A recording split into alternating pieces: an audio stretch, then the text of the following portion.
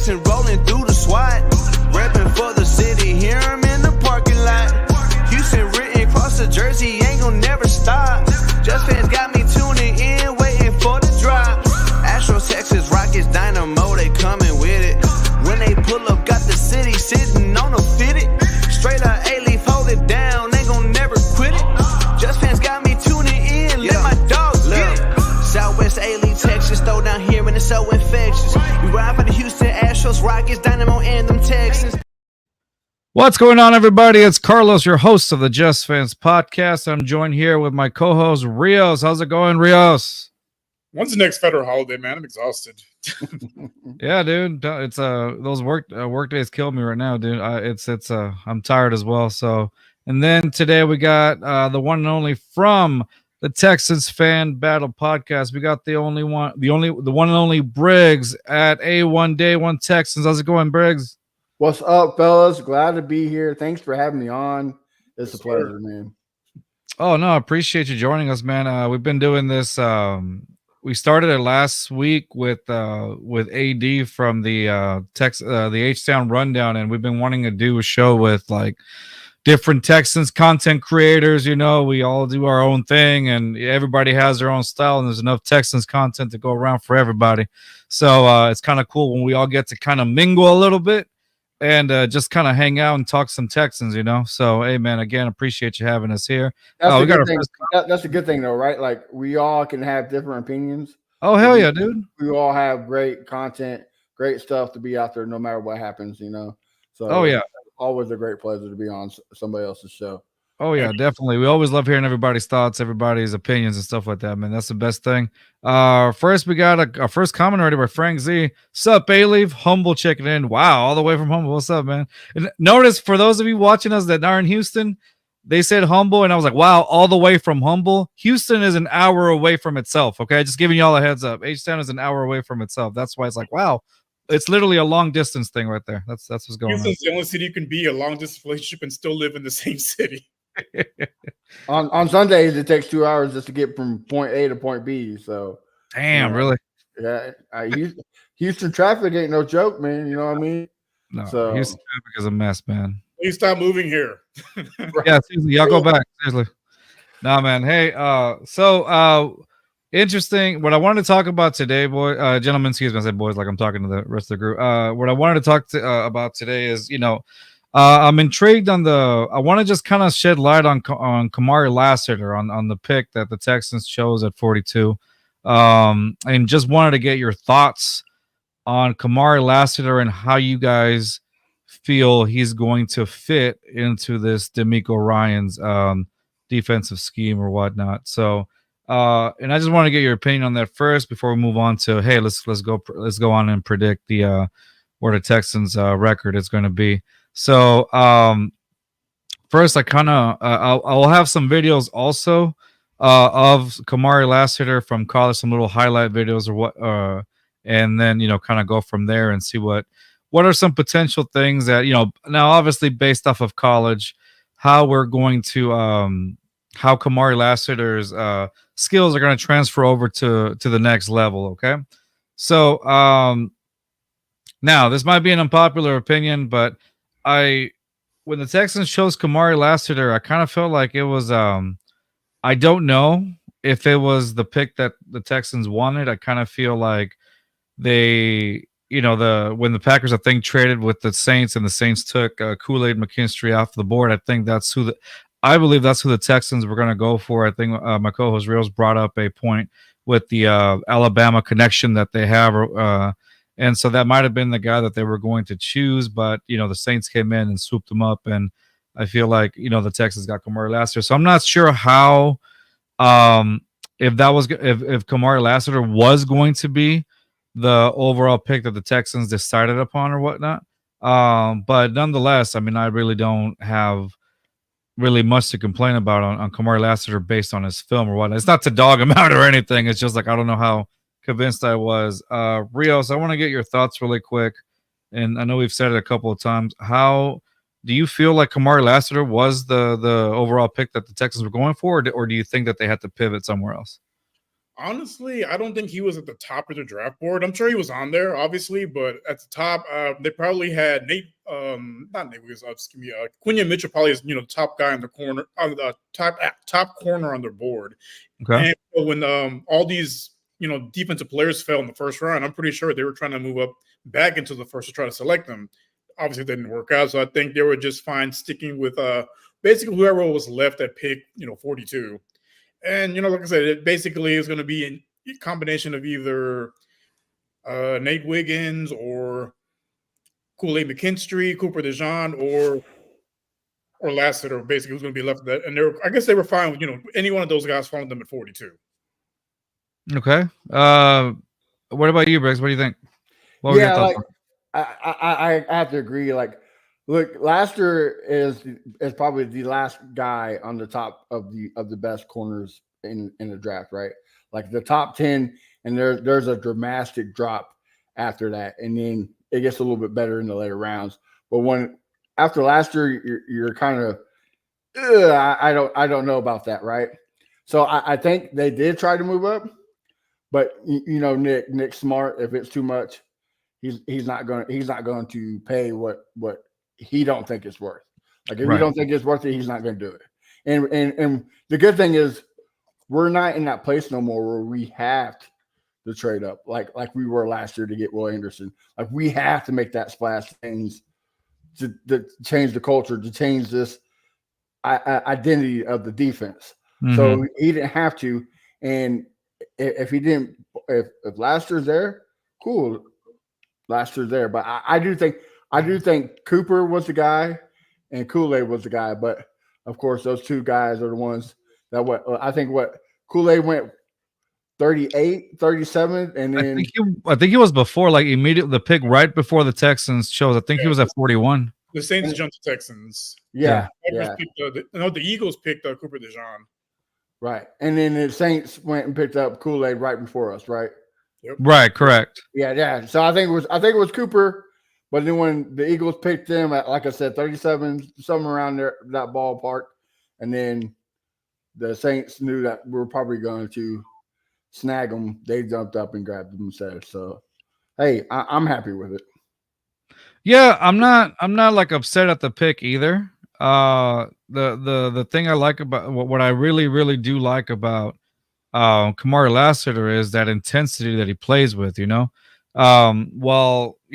at some of his film, obviously he didn't really have interceptions, but then again, at the end of the day, could he break up those passes though? He is on the ball. He tracks the ball incredibly. He has a high football IQ, like I've said in other episodes, and the way he tracks the ball, the pass deflections or whatnot, he gets in between. He disrupts the receiver, and that's what you need, Now, he might not have been the fastest, of course.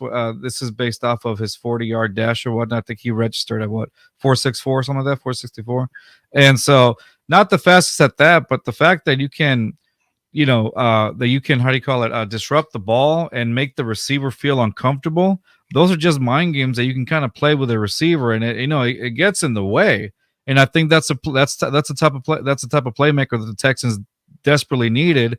The questionable is like where exactly he fits in the system, where they're going to put him. Obviously, Derek Stingley is going to start as CB1, and then I think Kamari Lassiter can kind of be moved around in a few spots. I do think in CB2 you're going to start seeing more of Okudah here and more, but I think there might be some rotations there. I don't know. It feels like he's kind of flexible. Do you guys? My next question would be like, where do you guys see Kamari Lassiter being placed, or some of your predictions of where Kamari Lassiter can be placed in our defensive scheme? Rios, I'm gonna start with you first. I think if you want your three best corners out there, you start Okudah at the outside and have Lassiter on the inside.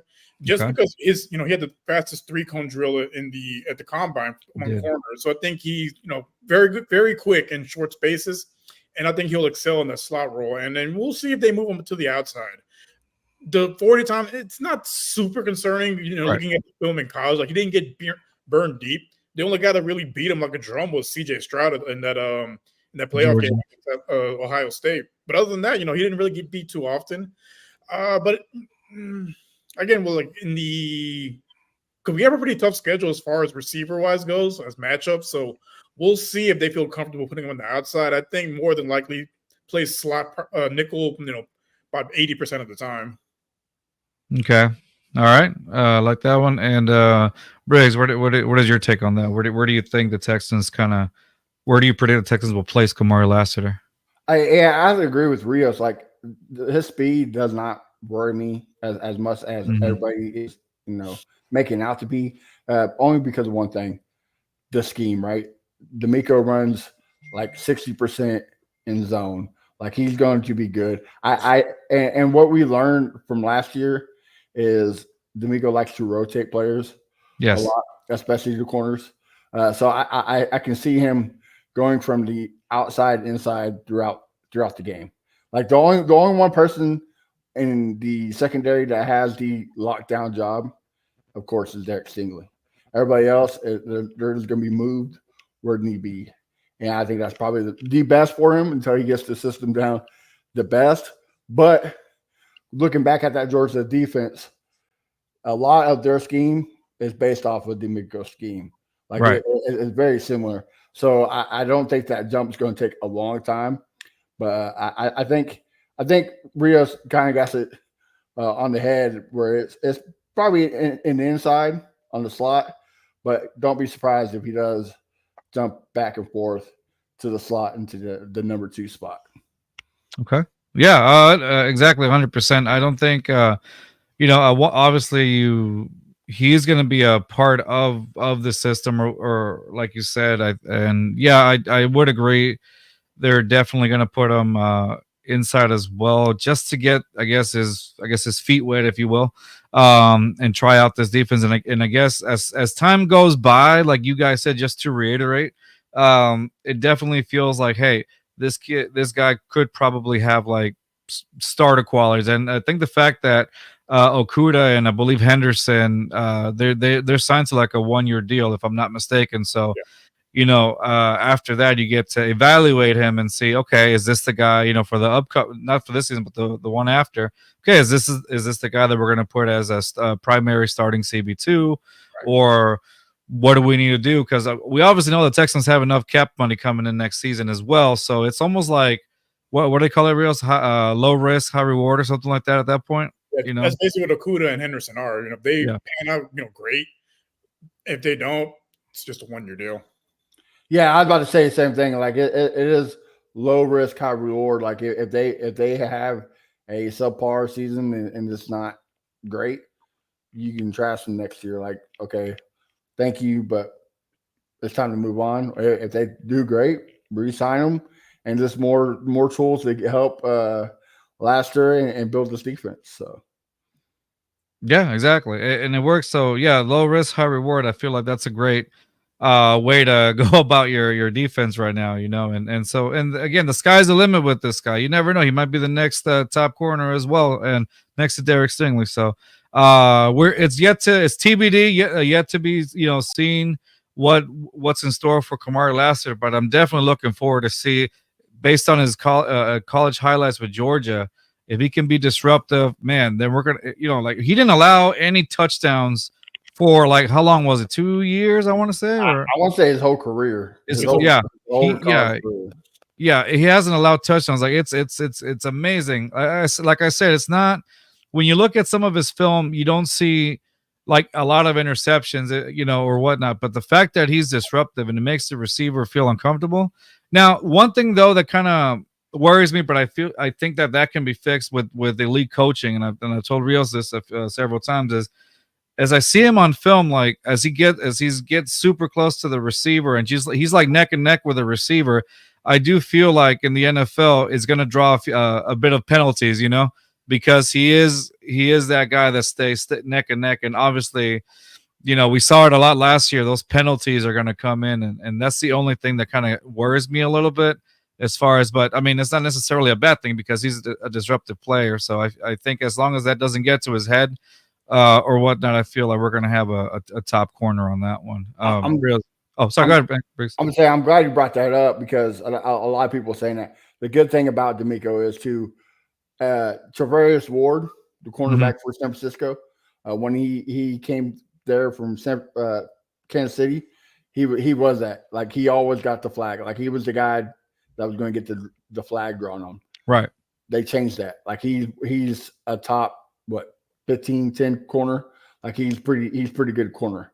So that right there, I think D'Amico will change. You hit it right on the corner. It's all about coaching, right?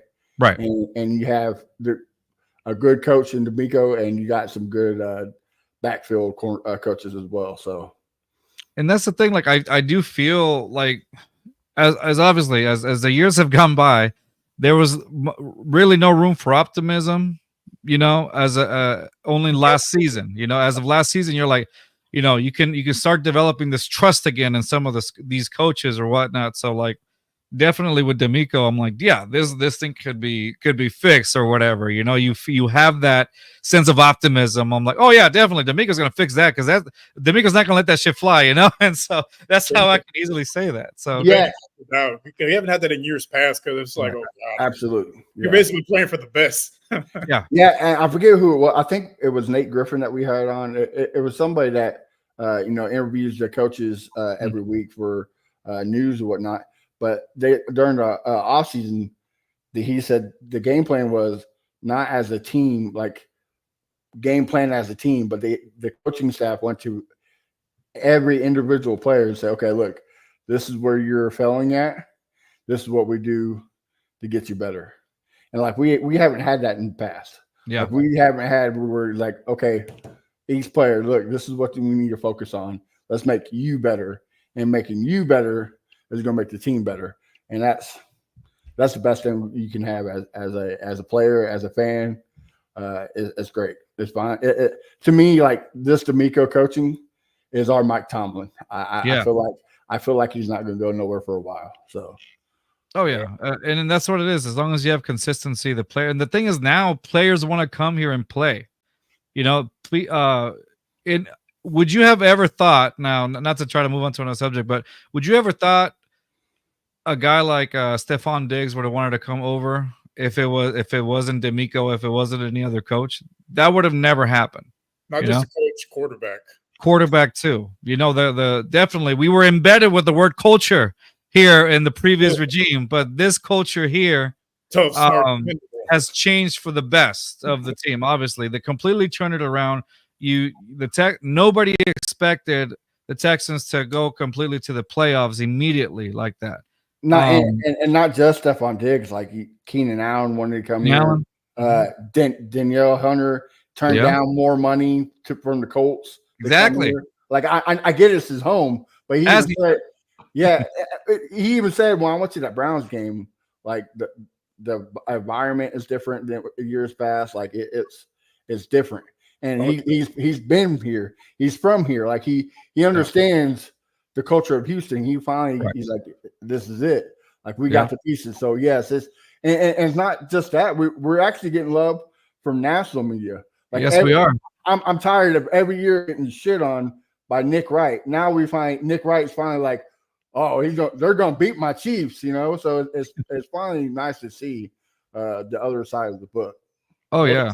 Be alive. Well, it's time to be alive. We got some comments real quick, and they're from Frank Z, and he says, "That's damn good coverage, causing quarterback discomfort." Exactly. And then he also wrote, "Would love to see Lassiter cover Diggs and watch that ball placement from Stroud." I mean, Stroud did give Lassiter a run for his money during that Georgia Ohio State game. He beat him like a drum. He was consistently picking on him, but again, he's not going to go against CJ Stroud on game day. Right. So. Well, and the best thing too about them going against each other in practice, iron sharpens iron. Oh yeah, like it's gonna make them better. So I'm all for it. Now, another thing that before I move on to the next thing. Now, is there a certain?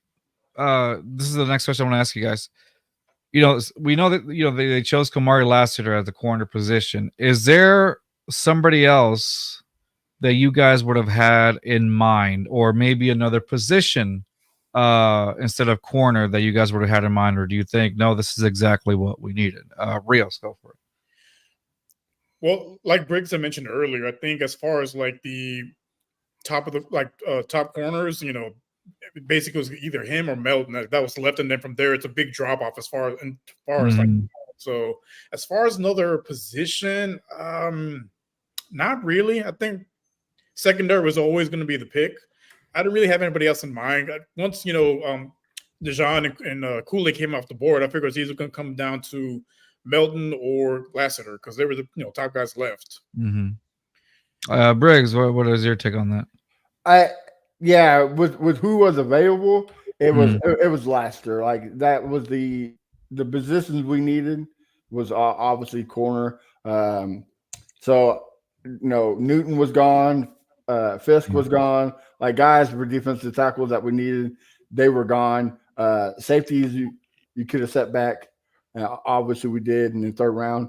And look, do I wanted a better running back other than what Jordan? I think Jordan's going to be great for us, but do I want a higher back? Like I wanted Will Shipley. I think Will Shipley is going to be a great running back. It gives me Austin Eckler vibes that can stay on the field, and that's not diva. But I don't think second round, third round's where you go for it. So yeah, I think last year was the pick with the talent available. Okay, that makes sense. Yeah, I'm from on my end. I would agree with what we had available. I think we all in unison can agree. They with what they had available and what was left on the board, that's definitely who they had to pick. Again, I still stand in. I still agree. I still stand with, hey, maybe that's not who they wanted, but that's who was available, and that's who best fit their scheme as well. So yeah, I'm happy with the pick, and I look forward to seeing Kamari on there as Kamari Lassiter just develop, with the environment and the culture he's got going around there with D'Amico and the guys. So definitely something to look forward to. All right. Yeah, there you go. Almost another one says Tyson Santos says, damn, it feels good to be a Texan. And that's the thing, kind of going back to what you guys said real quick. The national media, we're gaining some attention. We may actually have more prime time games that we've had in quite a while. Last season we had zero. Well, if you count the Colts, we had one. But that's right. Yeah, I agree with you. As scheduled games, we had zero. You're absolutely right. Yeah, and that's because like I said before, nobody expected the Texans to jump up that to where they were, and how do you call it? And that's the overall cause of it. But now that they've garnered some attention, they got guys like Stephon Diggs, Joe Mixon. You have an offense that's just ready to thrive, under the second year of CJ Stroud or whatnot, and the culture change that has happened and revitalized this team. And then you got on top of that, you got the new uniforms that honestly I thought, because everybody likes to complain about uniforms, especially the Broncos, which they deserved it. They like to complain about uniforms, but overall, yes, of course, you have the haters. You have people that talk shit that they always the main thing they always go to. Oh, those look like arena football uniforms or whatever. I get it. That's always going to be a thing. But overall, like even on Twitter, I didn't see a lot of people complain too much. I mean, you saw people complain, but it wasn't like an overall negative response like it was for the Broncos. Yeah, it wasn't an overall outrage of fans. It was more like yes, complaints of course, but nothing where it was like an overall majority of NFL fans complaining about the uniform. So you have all these things brewing. Obviously, you become a target of players wanting to be here and more fans. So obviously, you're going to see more fans come up, and the fact that you can now talk up and be proud to wear the colors as opposed to be like, oh, Jack Easterby, all this other stuff that we shouldn't, the guy that should remain nameless now. But it's been a great change, and I think now it's the time to, if you're a Texans fan, it's a great time to be a Texans fan. So that's always the best. So I wanted to kind of look at some film of Kamari Lassiter before we go on to like, hey, let's predict what do you think our record's going to be this season? Calling it now. I'm just kidding. 17-0 Super Bowl. You get the Super Bowl tattoo like every fan does. Yeah. There you go. So I have this highlight reel of Kamari Lassiter, and you guys, give me 1 second. Let me share it. And I just want to see it for if anybody is watching. By now most people should be familiar with Kamari Lassiter's highlights, but in case this is we're gonna watch maybe like 2 minutes of it or whatever. But y'all see the camera, right? No, Or the video? Yep. All right. So this is kind of some of the stuff that I want to see. Oof. Look at that. You saw intensity, like that's like what like D'Amico's looking for, that swarm style defense where it's like you're on it. No extra yards. Almost like remember the Titans. We blitz all night.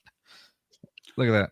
And that's the good thing about him. Like a lot of people sleep on is the ability to like right there stop the play from happening. Yeah, the disruption. Right. But also the run game. Like he is a force in the run game, and that's what D'Amico looks for. Is he doesn't want a shutdown corner. He wants a guy that can stop the run, that can disrupt the passing game, that can blitz. So like he wants a package, and I think Kamari is the guy. Is his speed there? No, but his play makes up for it. Like right there. I mean, it's the intensity too. Like look at that. Like a deep route didn't get beat. Like I said, speed doesn't concern me too much because he's very, very quick and based off his 3-cone drill time. Yeah.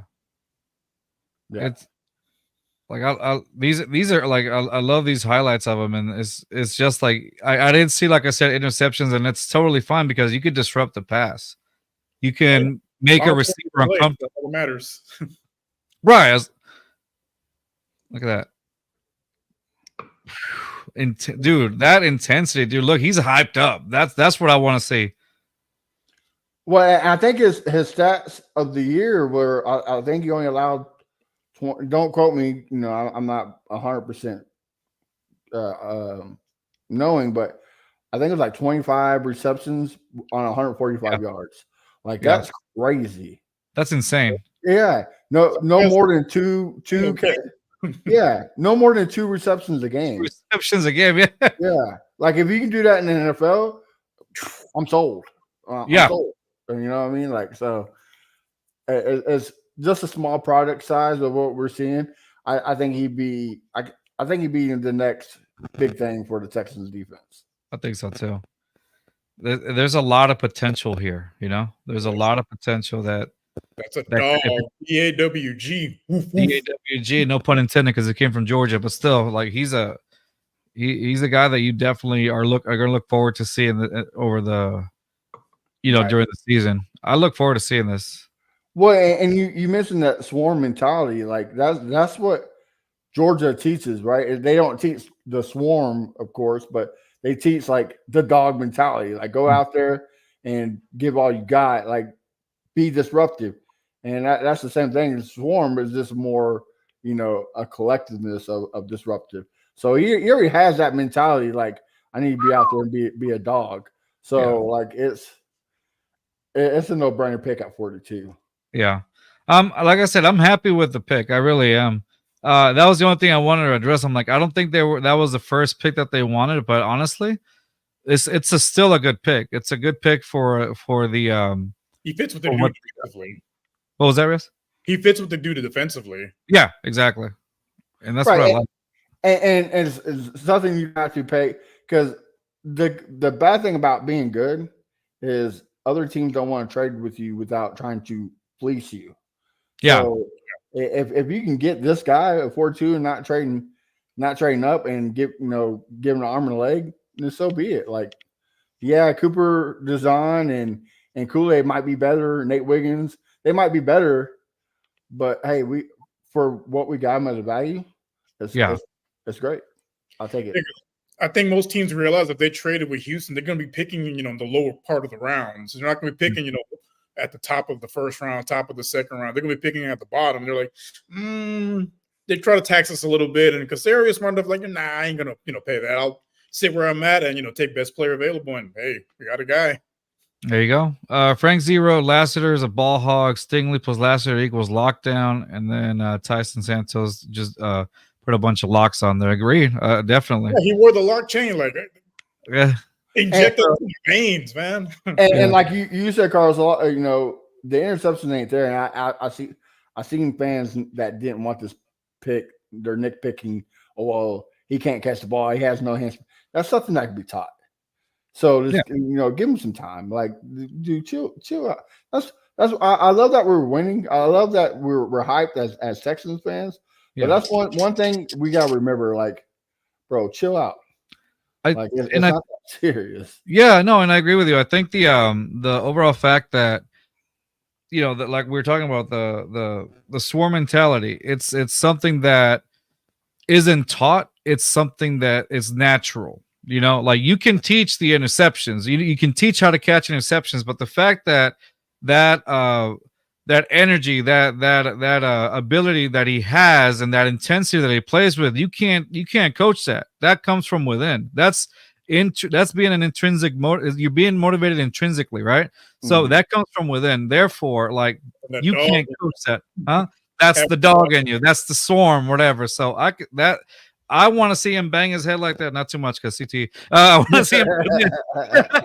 I want to see him do this every Sunday after he makes a play or whatnot, or he disrupts a receiver. Like, that's at this point, you definitely need that. And obviously it motivates other guys to play at that level as well. You see one guy doing it, everybody else is going to copy that mentality. And so why not? It's positive. With this being the second year of D'Amico and Nick drafting, like, and even in the whole free agency as a whole, like, you can see the type of players that they want. Right. They want leaders. They want high and like, say what you will about Stephon Diggs. Yeah, he might be a diva. He might throw his fits, but when he's on the field, his intensity is another level. Like, his motor is another level. Will Anderson, CJ Stroud, like, we are probably all seen it when him and Micah Parsons on the draft day, where, like, he said, you never seen the killer. He's like, you're sitting on the couch with one. Like, that's the mentality that they're looking for. Like, all the draft picks so far that they got, it gives me that mentality. See, when he said that, like, I promise you, I was like, whoa, that's who I want to see out on that field. I want to see that mentality out on that field. That right there, I was like, all right, that's exactly what I wanted in my quarterback. Not like, just he has a fucking wolf in him. right, alpha, right? You look at the alpha definition, and it's CJ Stroud. Like, but the thing that like last year, I knew CJ was our quarterback. I knew he was going to be good and But what really sold me, like, okay, this is the guy for generations. Was on the Pat McAfee show when they just had Stephen A. Smith, and he said nobody can stop him. Nobody can stop the Browns. The Browns are gonna beat everybody. And CJ Stroud said, "All right, bet." And went out there and dropped 4. You know what I mean? Like, he's like, hold my beer. I got you, bro. Like, that's, I was like, bro, that's it. But that's my quarterback. Like, this guy is the legit thing. Like, I get it. It's this second year of the season, but that mentality, like we've been preaching, that mentality, like, there's something you can't teach. Everybody said he's going to be a horrible pick because of the S2 test. Like, he's not a test taker. He's a football player, and it's showing. You know what I mean? Like, I love it. No, I love it. On him was I was at the Tampa game, and man, just that comeback. No kicker. You don't really have much of a running game, and didn't matter. Yet, like 25 seconds ago, 75 yards, no problem. Right, and like, we all can agree, right? Like, we have never ever said as Texans fans, when we're down by 3 points, 4 points, whatever it is, within one score position with a minute left, we're like, oh, we can win this game. Yeah, we can finally say that. In years past, with the man who should not be named, Matt Schaub, TJ Yay, all those guys, we didn't think that. Yeah, we're like, well, we're down. I guess that's it. Time to leave the stadium early. Get a beer on the way out. We'll see you next Sunday. Yep. See you next Sunday. Oh, and not just that, though, with the coaching staff, too. Like, we're going to run the ball 3 times and then pass it. Like, Well, it was very predictable. It was very predictable of what they were going to do. Even, like, I want to say, even after a while when we had Gary Kubiak, it was either going to be a run with Foster or a pass, and it was like he had lost that ability to towards the end of of his tenure here in Houston. He had lost that ability of being able to disguise some of the schemes, and it was just very predictable. Matt Schaub started losing his confidence, started getting picked, and it was just a complete derailment really of the team. And that's when then they went away and won a Super Bowl in Denver the following year, whatever. But it is it is what it is. No, we're good on Peyton, man. We don't need that guy. Really, Oh my God! So obviously those things, but listen, those things are now we can say. I think as Texans fans, it's so easy to remember those moments because they feel so recent, and then you realize, dude, that was like about almost 10 years ago. 10 years ago. Yeah, that was more than 10 years ago or so, and so it's easy to remember that because again, our history, it has some good parts and it has some bad parts. Yeah, we're traumatized. We were, even when Deshaun was here, we thought that was going to be the future, and boy, were we wrong. Boy, were we wrong. But hey, listen, after that, I think this is the last. Yeah, this was the last draft that had all of the picks from Deshaun Watson, right? Like it's finally done with Cleveland, and thank you, by the way. Thank you, Cleveland. By the way, like you got so many things with those picks. I mean, Kenyon Green, Dameon Pierce, Will Anderson, C.J. Stroud. You got so many pieces now that contribute to it. Maybe Kenyon Green and Dameon Pierce. That's a little up in the air right now, but overall, I think even Stephon Diggs was part of that also, if I'm not mistaken. Some had to do with some of that. And it turned out to be in our favor, which was great. So overall, it's like a blessing in disguise, and that's what it is. Even though it didn't seem like it, even Lovie Smith going for it and getting getting us into the second pick. Which seemed like a blessing in disguise, bro. Yeah, it was a blessing. Build a statue of Lovie Smith outside of NRG Stadium right now. Right next to Andre Johnson beating down Cortland Finnegan like that. There you go. Exactly. I want that, and I want the majestic beard along with it too. Right. I want it like a chia pet where it grows and you get to every once in a while. Yeah, you rub it for good luck or whatever. That's what I want. Yeah. I have a friend who is a Washington Commanders fan. Yeah, and he's like, man, how does my team do a turnaround like the Texans? I was like, well, you gotta get a sexual predator on your team and trade them to another team and get bank. You know what I mean? That's how it is. Like if it wasn't for look, guy call a spade, right? Like if it wasn't for Deshaun, we're not here. Like if we don't make that trade to Cleveland, hold on, we're not here. So. I hate the guy, but thank you, man.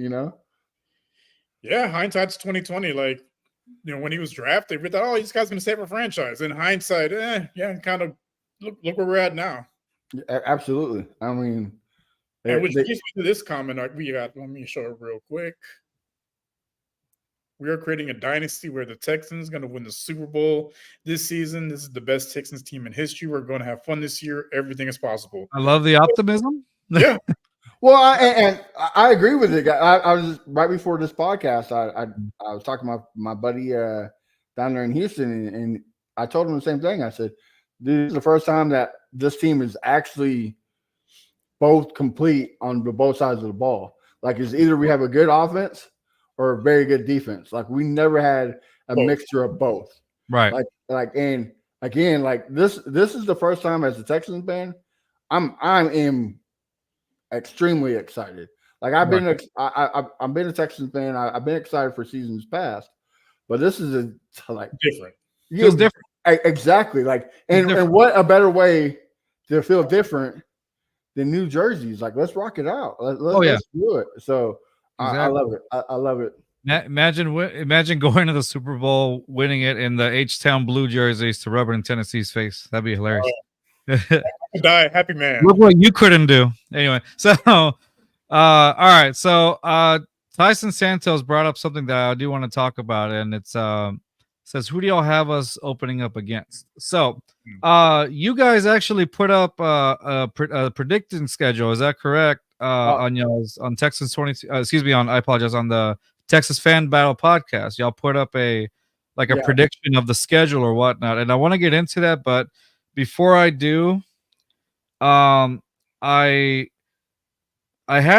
put up a stat a while ago, and it was well, not us, but like in our other show. We have more than one show. It was a stat that mentioned the Texans schedule is this season.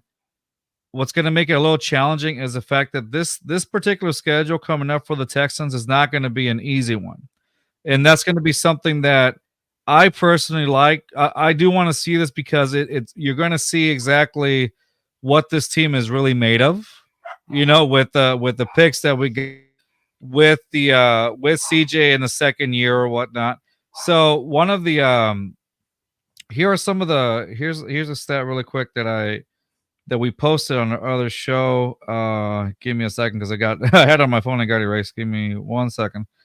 And it talked about the Texans facing give me 1 second. I have it here. Sorry, guys. I had it up here, and then it just kind of went away. Technology. Playing the first place schedule is one of the tougher schedules in the league. But what happens when you win your division and you go to the playoffs? Yeah. Okay. So here it is. So I put the Houston Texans have a challenging schedule in 2024. 7 games will be against teams who went to the playoffs in 2023.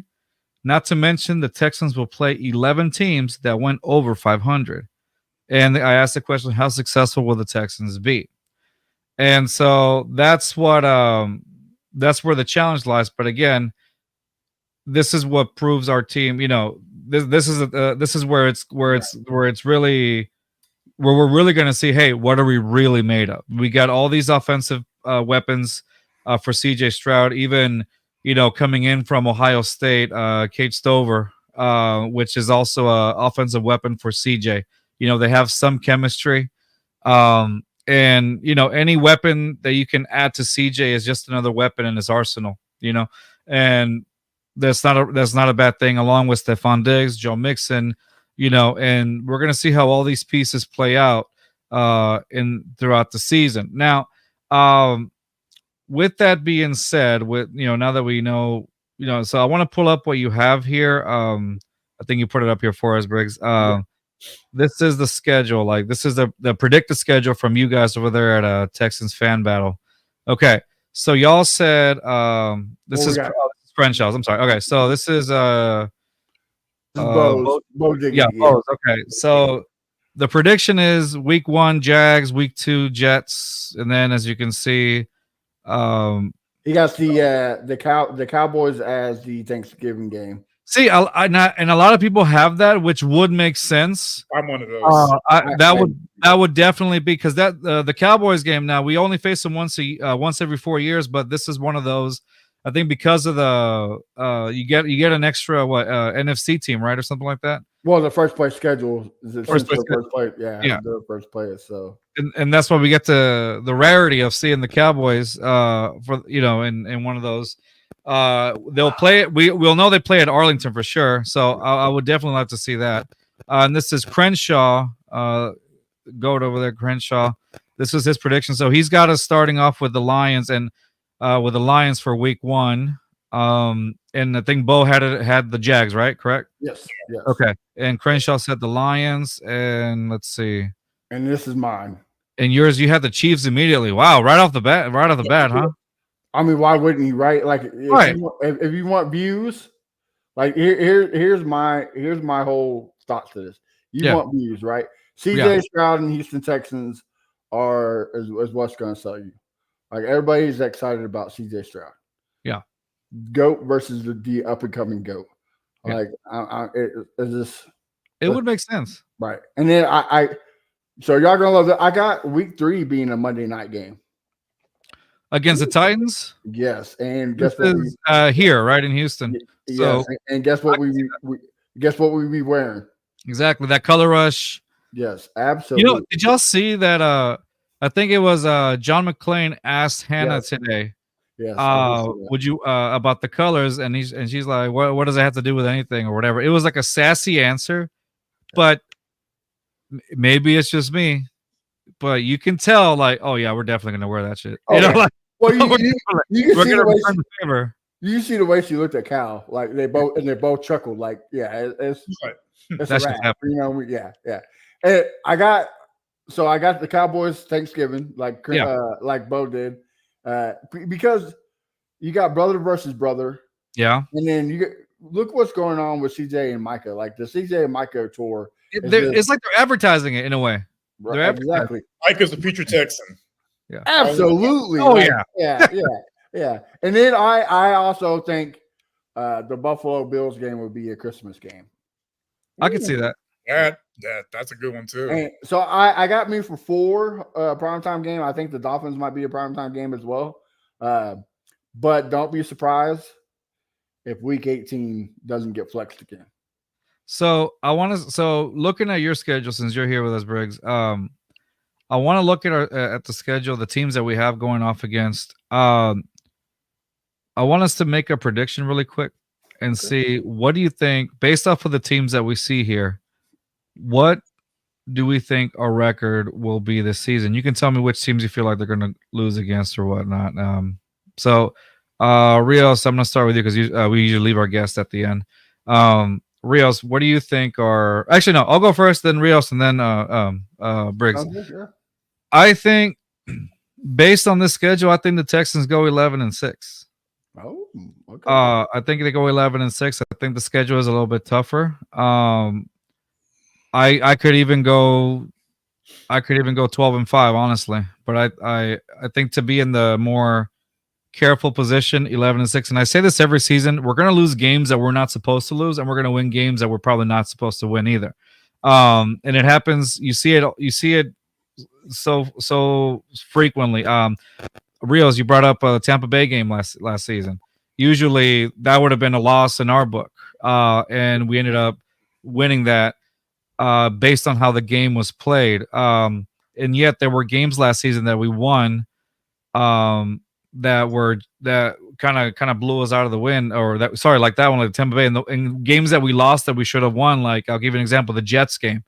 The Jets game, we should have won that one. We really should have, but CJ was, for lack of a better word, he was concussed and playing out on the field. And then the Jaguar game, I think it was the second Jaguar game where we had all the penalties that started coming in or whatnot. I think that one should have been a win also. But again, we're going to win games that we're not really supposed to win. I think we're going to lose games that we're supposed to win. And that's just the thing that goes really overall for any team in the NFL. So I see us going 11-6 for sure, just to be on the safe side. I still take the loss, and this is just me being based off of last season. I still take the loss against the Chiefs, Ravens. I want to say I'm going to take the loss against Green Bay. That's 3. The Lions, I'm going to take the loss there. So that's 4. I don't know how I feel about the Miami one. But I feel like that one can go either way for us. I'm just to meet my 11-6, I'm going to count that one as a loss as well. I think we can obliterate the Titans both times. I think we can obliterate the Colts both times.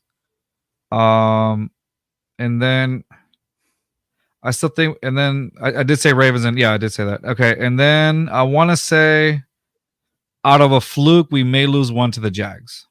And that's why I'm saying 11-6. But if we don't lose one to the Jags, that's why I go 12-5. And so those are my picks. Rios, what do you think, bud? I see us going 12-5. I think they do 2 games better than last year. Even with all the talent, like I said, it's a much tougher schedule. And there's always at least 1 or 2 trap games for us. It's just used to as Texans fans. Actually, Atlanta last year. Atlanta. There you go. And the Panthers. Yeah, exactly. Sorry. Yeah. But no, I have us beating the Chiefs this year, actually. Okay. I think if there's one team that's built to beat them, I think it's our team. Okay.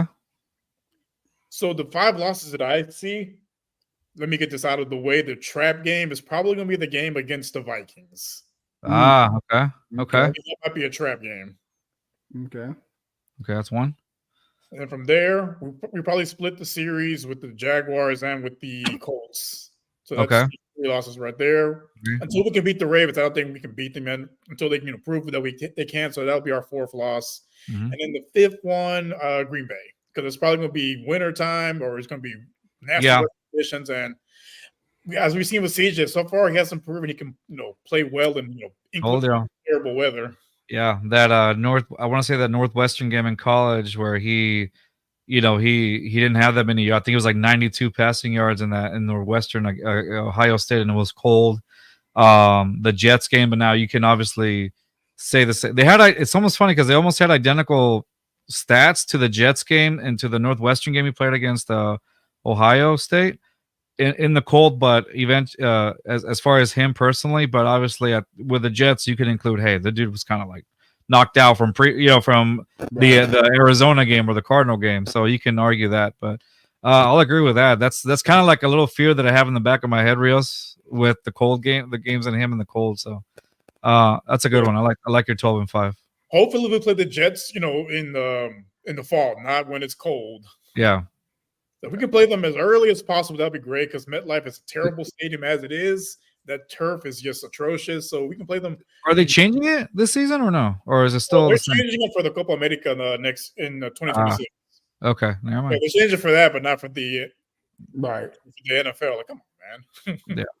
Right. And Briggs, what are your thoughts, bud?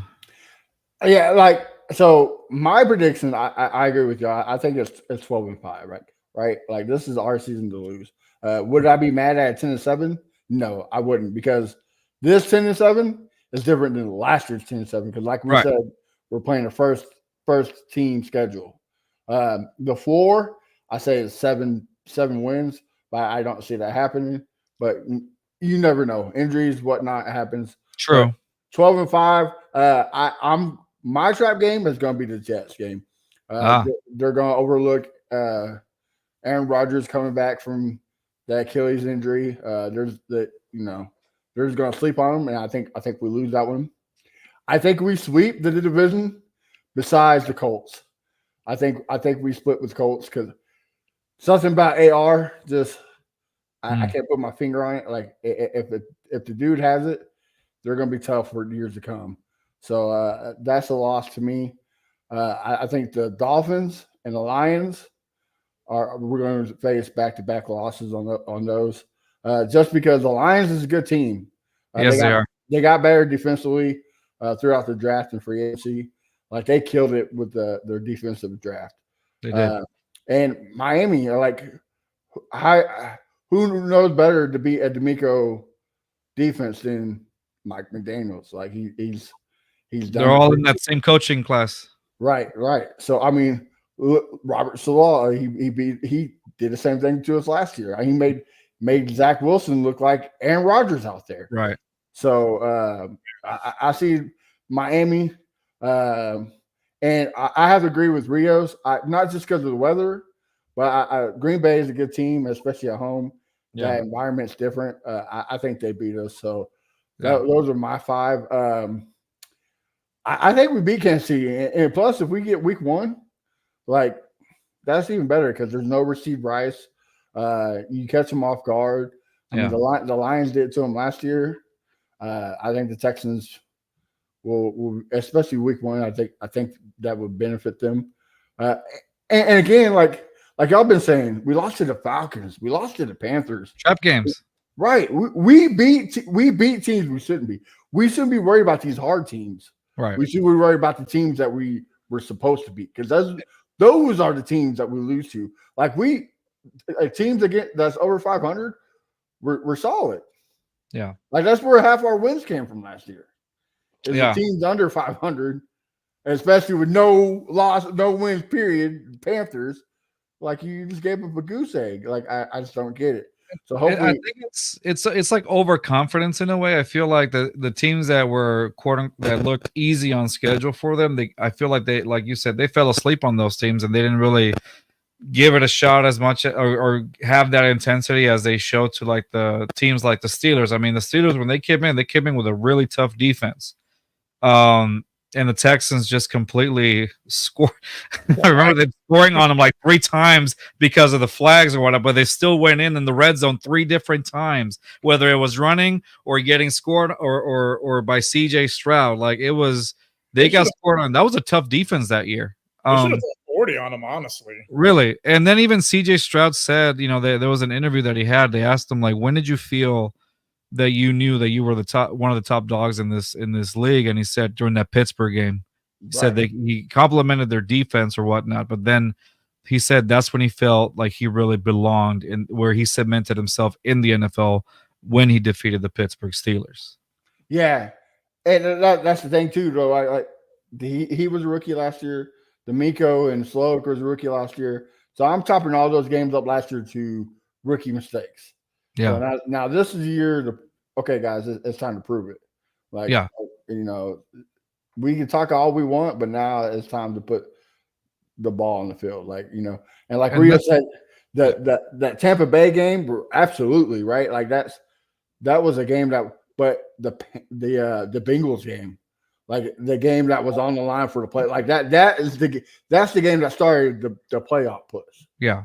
And to me, that's what makes me like, am I worried about the schedule? Not so much, just because I see what they do when it's time to get crunk. Like it's game on. Let's get going. So Frank Zero 12-5, and then he said, "I really like Blake Fisher and Ladarius Fisher, and think they both will see the field." I agree. Next week we're gonna go dive a little deeper into our second draft pick, Blake Fisher, and you know, do some little, you know, things with him along. Next week we'll have V from Texans 22 or whatnot. And then the guys from Texans 22. And then it says, make no mistake, the ops are shooting Briggs to play the Texans. It's true. Like, this is a team that should, this is a team that should be feared. You know, this is a team that, you know, that came back from being what it was and now is, you can legitimately call them a contender, really. You can legitimately call the Texans contenders. You know, absolutely. Yeah. It's like it's boom or bust, right? Like we made this roster. Like the AFC Championship game is the only game that if we make it there, this season's not a disappointment. If we get knocked out in the divisional, it's a disappointment. Like this is the season to take that step. Yep. Yeah. Barring, you know, everybody's healthy. This is the season for the Texans to be like, this is, you know, we are the top dogs we are one of the top dogs. We are one of those teams that should be feared in the NFC. We've been to other shows, other podcasts that, you know, that from other teams or what, and going back to what you guys had said earlier, like the fact that the Texans are now considered contenders. Like we were told, we went on a Ravens podcast before the Ravens game, and the guys kept giving us kudos, you know, about, you know, what they were going to face last season, you know, this past season or whatever. And so, you know, the fact that people recognize exactly what this team is, you know, speaks volumes. Now that, you know, it used to be like, we're going to dog wash the Texans or whatever. No, now it's like, ooh, they got some weapons. CJ Stroud is a man that should be feared by the opposition. You know, it's the op, exactly as it should. Says Ladarius Henderson, Michigan. Yeah, that was a good one too, as well. All right. Well, hey, Matthew, I appreciate you joining us on the show. Thanks for having you on. It was great having you on. I love what you guys do over there at Texans Fan Battle Podcast. Guys, please follow the Texans Fan Battle Podcast on their on their X account at Texans Fan Battle. They put on a bunch of great Texans content out there. Guys, Matthew Briggs, Crenshaw, like it is such an amazing show. We've been on their show as well, and they're always welcomed us with open arms. They're great guys to have on as well, as you can see, and obviously they know their football. So again, Matthew, I want to thank you for joining us on the show. What do you guys have coming up so far? Well, we actually have a contest going on until June 5th. If you subscribe to our YouTube channel and follow every platform that we're on every major platform. You get to enter to get a T-shirt like Rios is wearing. You get to enter to wear a hat and a new jersey. Like, it's all free. All you gotta do is subscribe, and also not just subscribe to us, guys, but subscribe to this podcast, Just Fans. It's easy to do. It's free. All you gotta do is hit the button. That's the best way to to support us is to subscribe. But Wednesday, we have James Roy from the Bullpen Podcast coming on. Yeah, James Roy. Yeah, so make sure we're gonna be talking schedules because supposedly they're gonna be leaked within the next week or so. So we're gonna deep dive the schedule. That's what's up. There you go. Awesome. Looking forward to seeing that. Again, follow these guys at Texans Fan Battle. Amazing guys, obviously. And then obviously follow Briggs also on his personal account at A1 Day 1 Texans as well.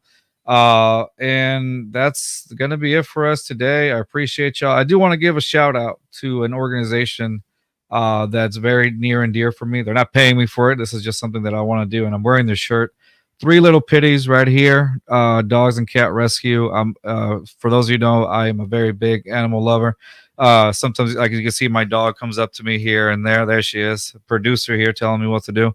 I'm very big on animals, and these guys do an amazing job. 3 Little Pitties, dog and cat rescue, an amazing organization that help out animals here in the Houston area. Please donate, go see them, go visit them at their site at 3 Little Pitties, Houston. Donate to them because they do such a hard work for animals that are all over the streets of Houston, and they do such an amazing job.